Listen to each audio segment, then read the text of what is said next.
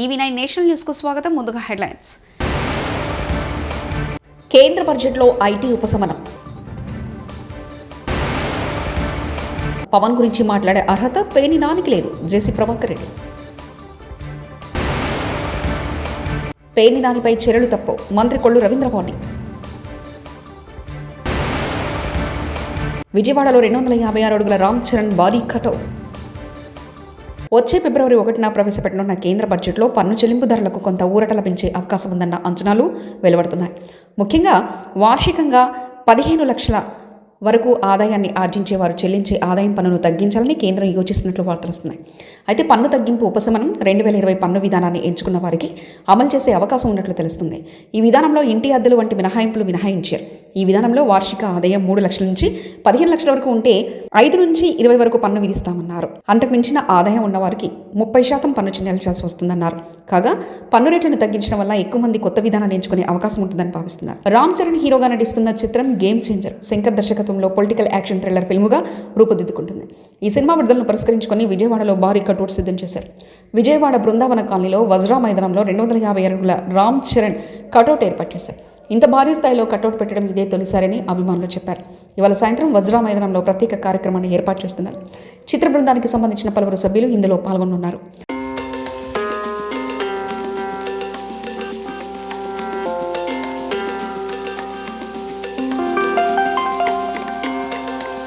యాదగిరిగుట్ట లక్ష్మీనరసింహస్వామి దర్శన క్యూ లైన్లో గ్రిల్లో ఇరుక్కున్న బాలుడి తల 150 క్యూ లైన్లో ఉండగా పక్కన ఉన్న గ్రిల్లో తలబెట్టిన 6 ఏళ్ల బాలుడు దయాకర్ భక్తుల తల్లిదండ్రులను గమనించి గిల్ నుండి తలను జాగ్రత్తగా బయటకు తీయడంతో తప్పిన పెను ప్రమాదం.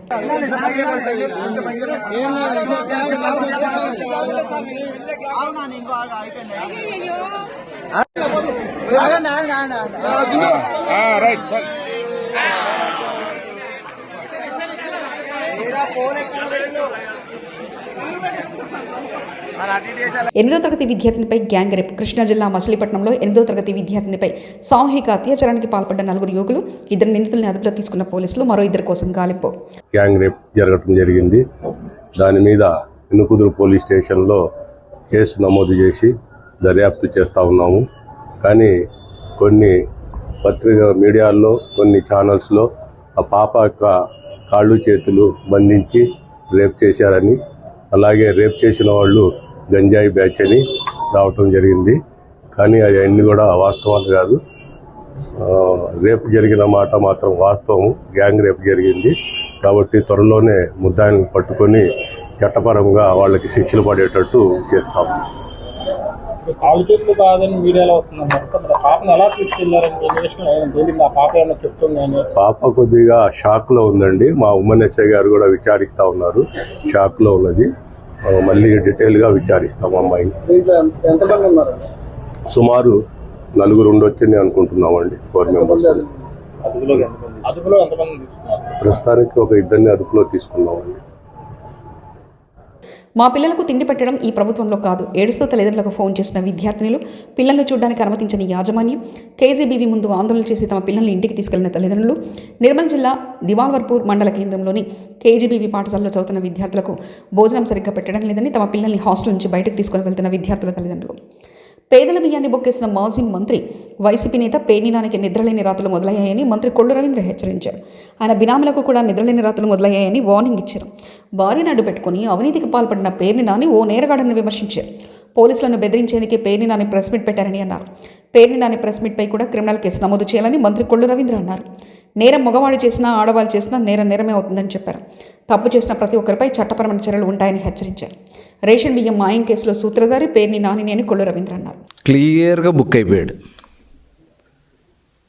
ఇవాళ ఈ కూటమి ప్రభుత్వం అరాచకాల్ని ఉపేక్షించం, గతంలో చేసినటువంటి మొత్తం అన్ని స్కామ్లు కూడా వెలుగుతీస్తాం. ఈరోజు మీరు చేసినటువంటి మీ తప్పిదాలే మిమ్మల్ని నడి రోడ్డు మీద బట్టలు ఊడదీసి నిలబెట్టాయి. ప్రతిదానికి నీతి కబుర్లు చెప్తూ ముందుకు బయలుదేరతాడు. అయ్యా పేర్ని నాని గారు, ఇవాళ పేద ప్రజలకి చెందాల్సినటువంటి బియ్యాన్ని నువ్వు బొక్కింది వాస్తవమా కాదా? దాదాపు 3708 బస్తాలు, 187 టన్నులు, దాదాపు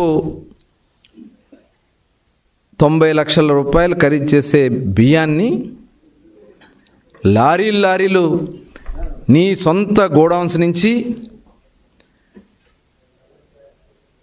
పోర్టు ద్వారా రేషన్ బియ్యం స్కాముల్లో ఇది కొంత భాగం మాత్రమే అని మేము అనుకుంటా ఉన్నాం. ఇంకా అసలు స్కాములు మొత్తం కూడా చాలా ఉన్నాయి. అవన్నీ కూడా బయటకు వస్తాయి. ఇవాళ మరి నీతి కబుర్లు చెప్పే పేరు నాని గారు అడ్రస్ లేకుండా కుటుంబం మొత్తం కూడా గ్యాలప్స్ అయిపోయారు. ఏ గోడకి పారిపోయాడో అడ్రస్ లేకుండా వెళ్ళిపోయి నిన్నొచ్చి మరి లెటర్ ఇస్తారు, బియ్యం పోయింది వాస్తవమే, డబ్బులు కట్టేస్తా అంటే దొంగతనం చేసి దొంగ వెళ్ళి డబ్బులు కడితే దొరైపోతాడా?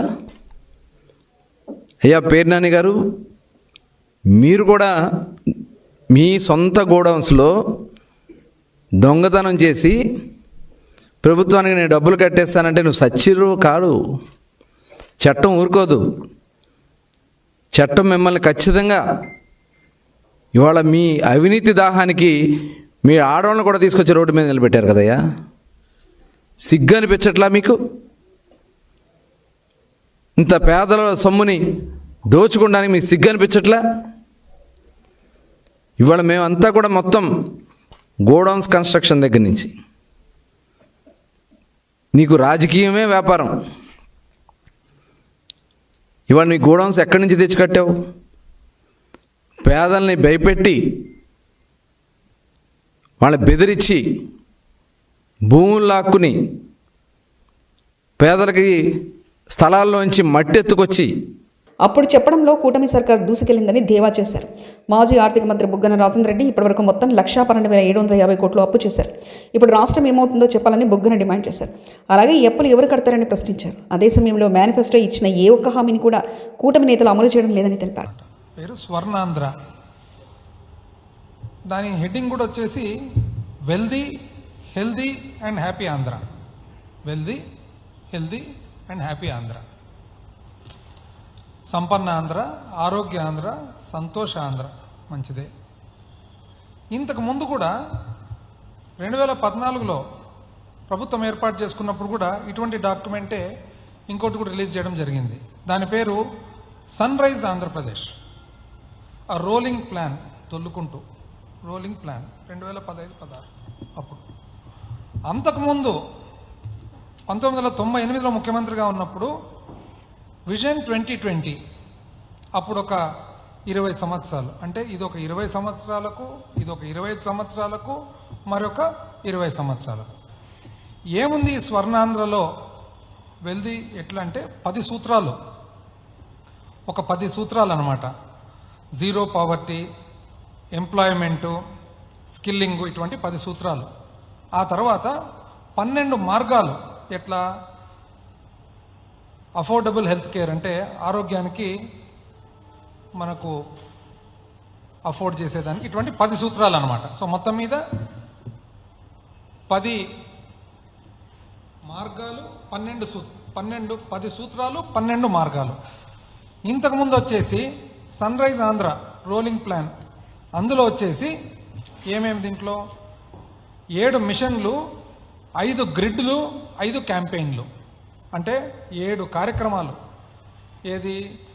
ప్రైమరీ సెక్టరు, ఇండస్ట్రియల్ సెక్టరు, అదేవిధంగా 5 క్యాంపెయిన్లు, ప్రచారాలు.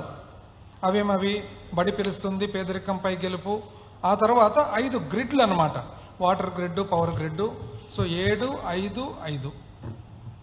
అంతకుముందు విజన్ 2020 అప్పుడు ఎన్ని? 19 గ్రోత్ ఇంజన్లు. అంటే ఇవన్నీ కూడా ఎట్లా సాధిస్తామంటే దానికి మార్గాలు, సూత్రాలు, గ్రిడ్లు, వివిధ పద్ధతులు. ఏమేమి? 19 ప్రాథమిక అభివృద్ధి ఇంజన్లు.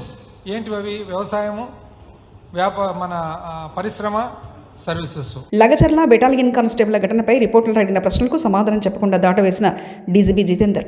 లగచర్లలో రైతులపై పోలీసుల దాడి, ఏక్ పోలీస్ ఏక్ స్టేట్ మీద నిరసన చేసిన 38 మంది బెటాలియన్ కానిస్టేబుల్ను సస్పెండ్ చేసిన ఘటనపై స్పందించిన DGP Jitender.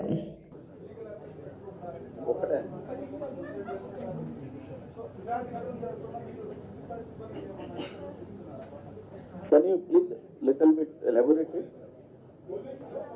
Yes, sir. Ashish, sir. How far is the investigation of Lagcharla, sir? Lagcharla, how far is the investigation of Lagcharla? Vikarabad, Lagcharla. Going on. Vikarabad, Lagcharla. Finalize it. Recently, sir. గత వైకాపా ప్రభుత్వంలో అనేక కేసులతో తన కుటుంబాన్ని ఇబ్బందులు పెట్టారని Telugu Desam party నేత జెసి ప్రభాకర్ రెడ్డి తెలిపారు. వైకాపా నేత పేర్ని నాని వ్యవహార తీరుపై ఆయన అనంతపురంలో మీడియాతో మాట్లాడారు. పేదల బియ్యంతో దొంగ వ్యాపారం నడుపుతున్న పేర్ని నానికి వాళ్ళ కుటుంబం గుర్తుకొచ్చిందని ప్రశ్నించారు. గతంలో మహిళల గురించి అసభ్యంగా మాట్లాడిన అంశాలను గుర్తు చేసుకోవాలని సూచించారు. పేర్ని నానికి డిప్యూటీ సీఎం పవన్ కళ్యాణ్ గురించి మాట్లాడే అర్హత లేదన్నారు. చంద్రబాబు దయతో ఇవాళ వైకాపా నాయకులు బయట తిరుగుతున్నారన్నారు. చంద్రబాబు మంచితనం తమను చేతులు కట్టేసేలా చేసిందన్నారు. కానీ మహిళల గురించి అసభ్యంగా మాట్లాడితే ఊరుకునే ప్రసక్తి లేదని జెసి ప్రభాకర్ రెడ్డి హెచ్చరించారు. ఏమి సంబంధం? అసెంబ్లీలో ఆడపిల్లల గురించి మాట్లాడతారు. మా తల్లి భువనేశ్వరి ఇప్పుడు కనపడి కూడా కనపడలేదురా. మీరు చేసే దానికి బయటికి రావాల్సి వచ్చింది ఆ తల్లి. చంద్రబాబు నాయుడిని నంద్యాలలో రాత్రి అరెస్ట్ చేస్తే ఆయన వయసు ఎంత? ఆయనకి టైం వేయకూడదా? దమ్ము లేని నాయనలేరా ఇప్పుడు కనిపించింది మీకు? మీ ఇంట్లో ఆడవాళ్ళు ఉన్నట్లు నేను చాలా అయితే చెప్పాలంటే ఆడవాళ్ళ గురించి, మీ ఇంట్లో ఆడవాళ్ళ గురించి చెప్పాలంటే కానీ మంచిది కాదు, సభ్యత కాదు కాబట్టి నోరు మూసుకొని ఉంటా. ఇన్ని మాటలు మాట్లాడినవరా బాబా సినిమా యాక్టర్ పవన్ కళ్యాణ్ గురించి. మంచోడు కాబట్టి ఊరుకున్నాడు. ఆ రోజు కూడా ఇంకేం మనుషులు తక్కువ లేక కాదు. అంటే మీ ఇష్టం వచ్చిన మాట్లాడచ్చు. ఇప్పుడు కాలు పట్టుకుంటారా? ఎవరిదరా గోడౌనా? లే గోడౌన్ ఎవరిదరా? నీది దో నీ ఏంది ఇది? ఈ ఎలక్షన్లో ఆవిడబెట్టి నాయన దో పేరుని నాయన గారు ఇద్దో చూసుకో, ఇద్దో ఎవరు పెడుతుంది చూసుకో నాయన, ఎవరు పెడుతుందో. జయసుధా వేరోస్ కన్స్ట్రక్షన్ అంటే పొల్లపాలెం ఎంత ఉండేది? ఒకసాట 31 సెంట్లు కొన్నావు, మళ్ళీ ఇంకోసాట 81 సెంట్లు కొన్నావు. లేకపోతే ఉండింది మీరందరూ.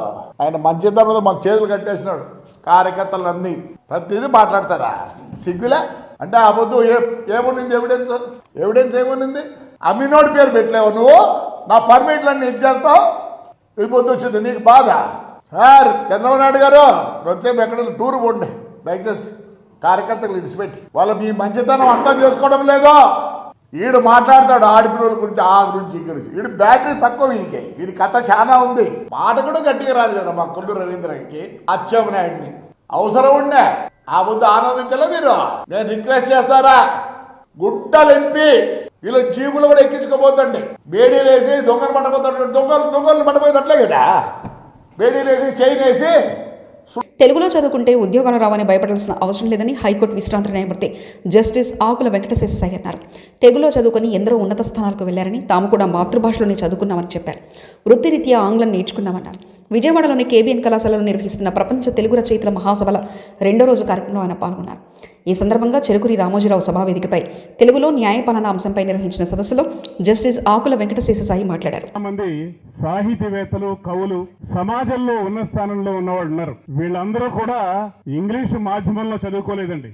మేమందరం కూడా మనందరం కూడా తెలుగు మాధ్యమంలో చదువుకున్నాం. ఇంగ్లీష్ అనేది దైవభాష ఏం కాదు. అది మేము కూడా మా వృత్తిరీత్యా అంటే హైకోర్టులో న్యాయమూర్తి కాబట్టి రాజ్యాంగంలో అధికరణం ప్రకారం మేము ఆంగ్లంలోనే ఆర్డర్లు రాయాలి కాబట్టి మా వృత్తి ధర్మాన్ని నిర్వర్తించాం. అంత మాత్రం చేత ఉద్యోగాలు రావు అని మాత్రం భయపడాల్సిన అవసరం లేదు. ఈనాటి సదస్సు తెలుగులో న్యాయపాలన. ఈ మహాసభల నిర్వాహకులు తెలుగు భాష అంటే ఎనలేని అభిమానం కల 4 న్యాయమూర్తులను ఆహ్వానించడం జరిగింది. 2 తెలంగాణ రాష్ట్రం నుంచి, మరిద్దరు ఆంధ్ర రాష్ట్రం నుంచి. వీళ్ళు 4 కూడా న్యాయమూర్తులే కాదు, మంచి వక్తలు కూడా. తెలుగువారు భౌగోళికంగా వేరుపడ్డ, భాషాపరంగా ప్రేమాభిమానాల పరంగా కాదని, భాషా పరిరక్షణలో కలిసి మనందరం పనిచేయాలని అభిలషిస్తూ తెలియజేస్తూ ఏర్పాటు చేసిన ఈ కేంద్ర బడ్జెట్లో ఐటీ ఉపశమనం. పవన్ గురించి మాట్లాడే అర్హత పేర్ని నానికి లేదు. జేసీ ప్రభాకర్ రెడ్డి. పేర్ని నానిపై చర్యలు తప్పు మంత్రి కొల్లు రవీంద్రబాబు. విజయవాడలో 256 అడుగుల రామ్ చరణ్ భారీ కటౌట్. ఇవి బులెటిన్ విశేషాలు. చూస్తూనే ఉండండి EV9 నేషనల్ న్యూస్.